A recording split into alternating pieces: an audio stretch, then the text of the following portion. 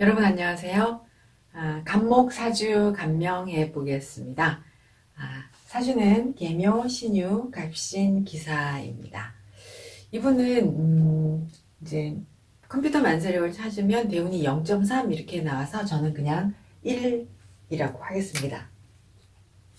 이분이 이제 절입일 날 태어나셨어요. 10월 8일.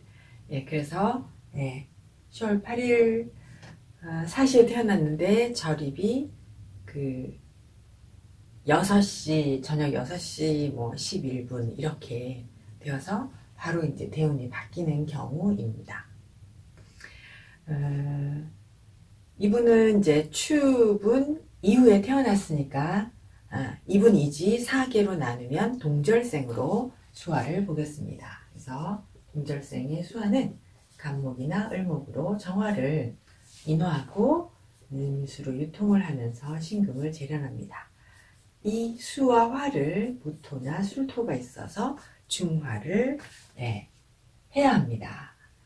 근데 이 사주는 정화도 없고 또 임수도 물론 없고 무토, 술토가 없지요. 그래서 동절의 수화는 성립되지 못합니다. 임술, 계해, 대운을 지나면서 이때는 가정교육이 이렇게 계해가면 아예 이제 토가 없으니까 수화를 추절, 추동절의 동절의 수화를 성립하지 못하는 것이죠. 그런데 이 사주 자체를 보시면 사주에 신금이 있고 계수가 있고 그리고 병화도 있고 그러면서 간목이 있고 기토가 있습니다. 그러면 이것은 춘절의 수화기제인 것이죠. 이 자체로도 기토는 간목을 키우는 토이고 신금과 계수가 있고 간목이 있으면 기계갑을 형성을 하면 간목을 키우는 그런 성향을 가지게 됩니다. 그래서 이분이 이제 갑자대운도 물론 갑자대운이지만 이 사람 자체가 이 사람의 적성 자체가 춘절의 수화기제를 가지고 있다 이렇게 설명을 하겠습니다. 그래서 이제 갑자대운에 이르러니까 춘절의 수화기제가 힘을 발휘해서 이분은 이제 초등학교 선생님이세요. 초등교사입니다. 그래서 사주에 추동절, 동절에 갖추어야 할 정화나 임수가 없고 병화와 계수의 수화기제가 있으니까 이제 춘하의 교육의 적성을 가진 것입니다. 그래서 우리가 왜 추동절생이 병화계수가 있으면은 되게 공직이다, 공무원이다 이렇게 설명을 하기도 합니다.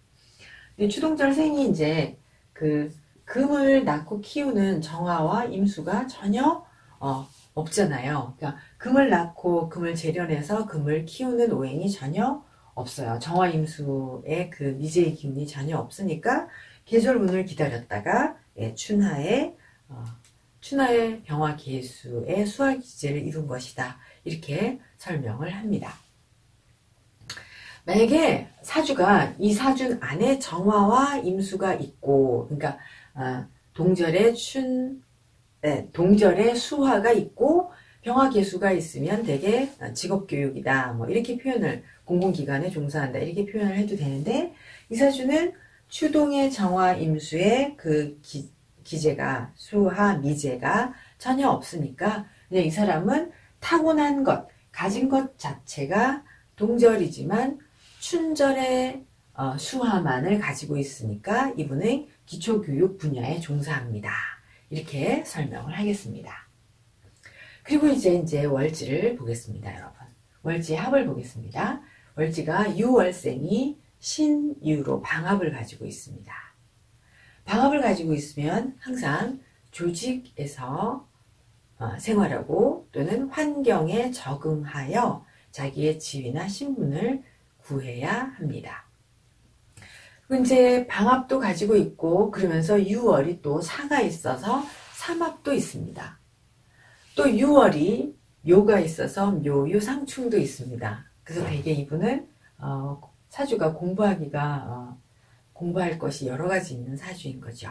다시요. 방합을 이루면 조직에 적응해서 자기의 지위나 신분 향상을 추구하고, 그런데 삼합이면 이 사람이 그 조직에서 일반 업무를 보는 것이 아니라 그 사람만의 특기나 직업적인 재능이나 지적 재산권이나 자격을 갖춘 전문가입니다. 또한 월지가 상충이 있으니 이 환경의 변화가 일어납니다. 이 사람이 조직 생활자이면서 사유로 삼합의 재능을 가지고 있는 것과 함께 환경의 변화가 일어납니다. 6월 환경에 일하지 않고 묘라는 교육 환경으로 이동한 것이다. 그래서 묘유 상충이 있어서 6월이 묘의 교육 환경으로 이동하여 교사가 되었다. 이렇게 설명할 수도 있습니다.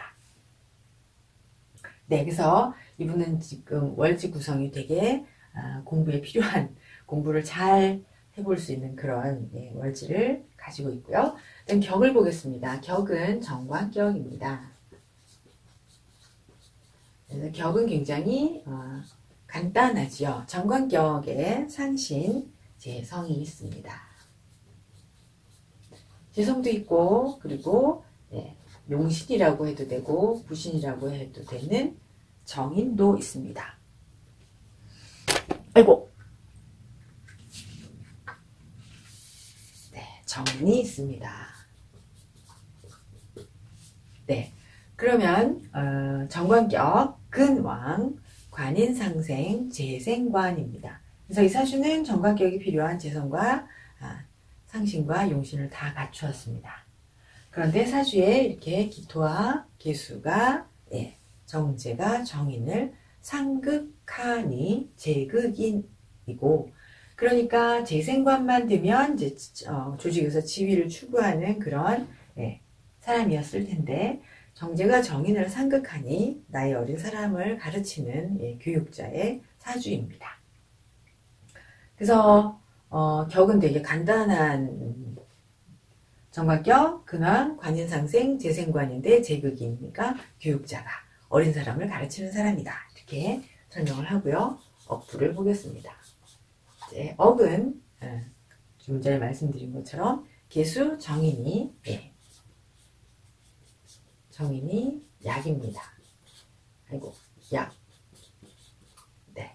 계수 정인은 근이 없어서 대항력이 없지요. 그리고 이제 음의 상생이 미비하니까 계수가 자체로 막 힘이 강하거나 왕하거나 하다고 말할 수 없고, 계수는 쇠합니다. 그래서 이제 쇠한 계수 정인이 기토 정제에 의해서 상극을 받아서 약이 된 것입니다. 그럼 이제 강자는 정제이죠. 네. 그러면 정인이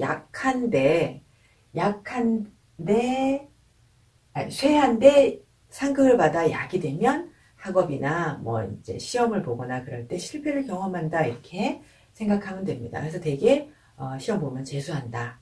그렇게 재수해서 이제 합격을 하게 된다, 이렇게 설명을 하면 됩니다.